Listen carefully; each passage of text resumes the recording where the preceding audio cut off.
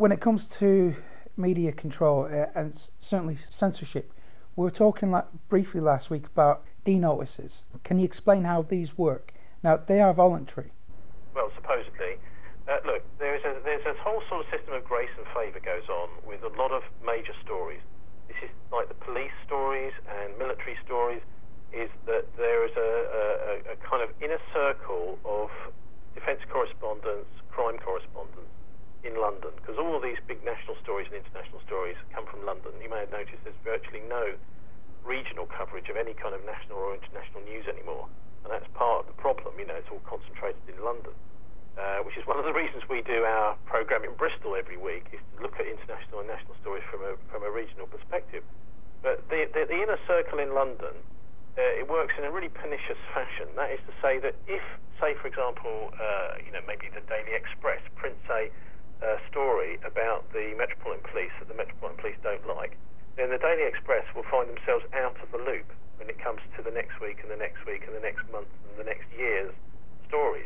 And so there's a very pernicious relationship between the main correspondents for our national press and particularly the police and the Ministry of Defence. So when it comes to D-notices, what the D-notices do is they go under the noses of editors of our national newspapers and national TV and radio, and they say, well, look, if you were to print anything to do with this story, it might not go well for you. That means that they may sue you. So it's a threat, basically, to say that if you print this story, that we may send the lawyers in. And, of course, there isn't just that. There's also the background fact that they may completely shut you out of the news loop. So you will find yourself being scooped by every other newspaper in the country for the foreseeable future if you don't do as you're told. So I suppose what the military is saying with the D-notice is, yes, we know about this, you know about this, but we're not going to tell anybody else. And this is the whole point of this is that the excuse of national security is used. Well, that excuse is being used so often nowadays, simply to, maybe the whole of the rest of the world know about something, but the domestic population is the people that they want to keep in the dark because they're embarrassed. Or often, for example, with this latest apparent D-notice over the PRISM leaks by Edward Snowden. Now, what's happening there is that the American and the British government, through ENSA and GCHQ, have been illegally spying on the American population and the British population, and it seems also the European Parliament, and they're getting a bit annoyed about it. They've been doing this illegally because they are supposed to apply to a judge for a warrant and to the Home Secretary or the Foreign Secretary to do this kind of spying, and they've simply not bothered. The Americans have been spying on the British and then handing the information to the British. The British have been spying on the Americans and then handing that information to the NSA. So it's all been being done illegally, and to save their embarrassment, they have issued a D-notice in order to try and stop the information getting out to the British public about the fact that our taxpayers' money is being used to steal our information illegally. And so you can see, there may be possibly some kind of, in a situation like the Second World War, there may be some justification in stopping information getting out to the public. But ultimately, that isn't a free press. And, then you'll find that the newspaper editors may decide, okay, well, we don't want to print this story because it may actually jeopardise our forces. But to begin with, you've got to be involved, I think, in a just war. The wars we're involved with are not just wars. They're invasions, they're occupations which go totally against the UN Charter, which was signed after World War II. And it seems now that we are trying to convince ourselves as British people that our military is still doing a good job, even though what it's doing is actually invading sovereign countries and destroying them. You look at what's happened to Libya, for example.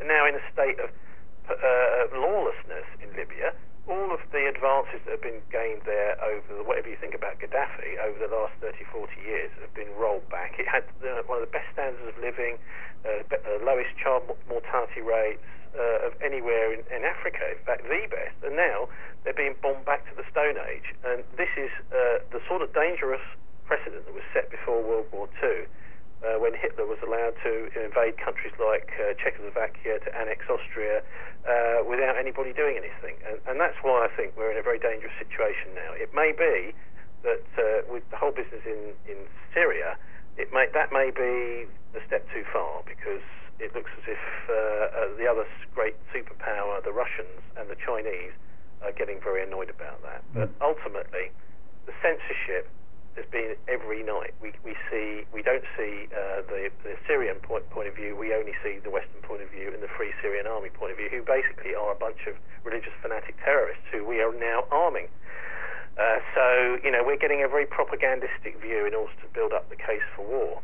Because of the state of the media in this country, obviously an alternative media has sprung up. You're quite prominent in that, Tony. And I remember in the 90s, it was actually your website, bilderberg.org, that was pivotal in my journey towards waking up and seeing really how things are controlled. Can you explain your journey, how you began to see things as they really are? Well, yeah, I started off in the aviation business. So in a way, I was, I suppose, fairly well prepared to have an independent view on 9/11 before it ever even happened. But I worked at the BBC for 3 years on national and international stories in London. Even though it was only for little local radio, we dealt with some really big stories. We had a big newsroom, and I used to love it. And also, you really felt you were doing the public a service. We're here for you.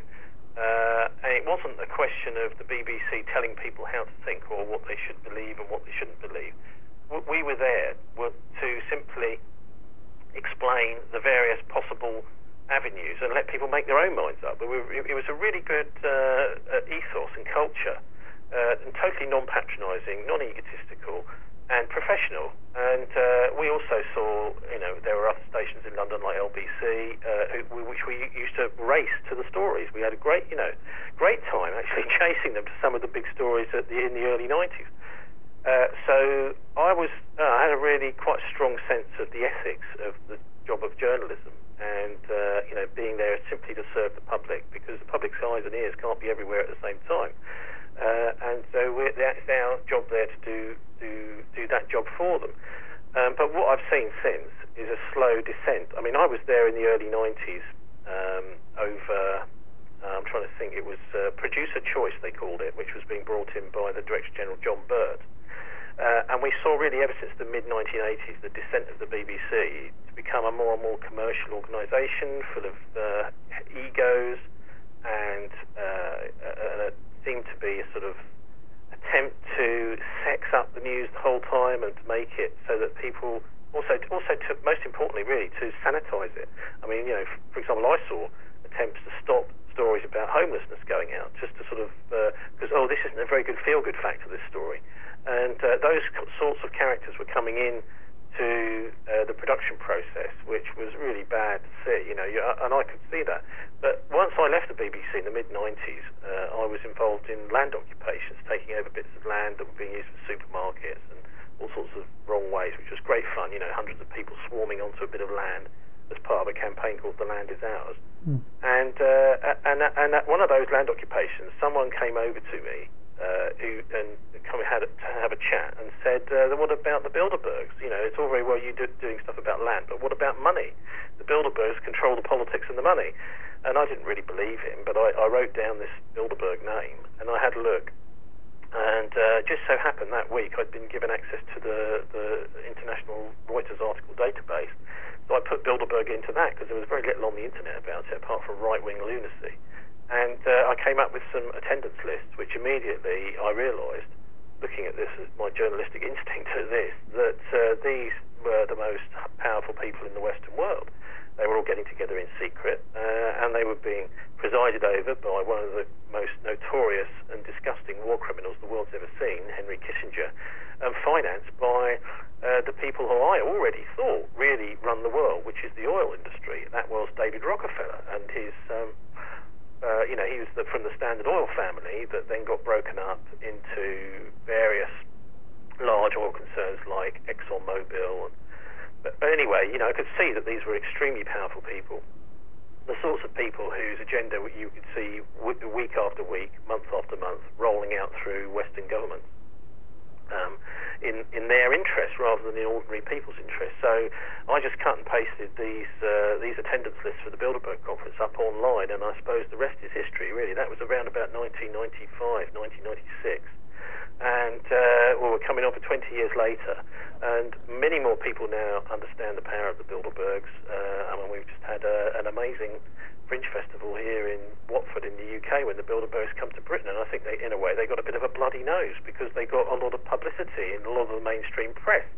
Whether it's negative or positive publicity, I don't care. I just think it's important that people know that these shadowy groups do exist behind the scenes, financed by big business, by banking, and that they exist to shape the world in the interests of a handful of a super elite. We're not talking about the 1%, we're talking about the 0.0001%.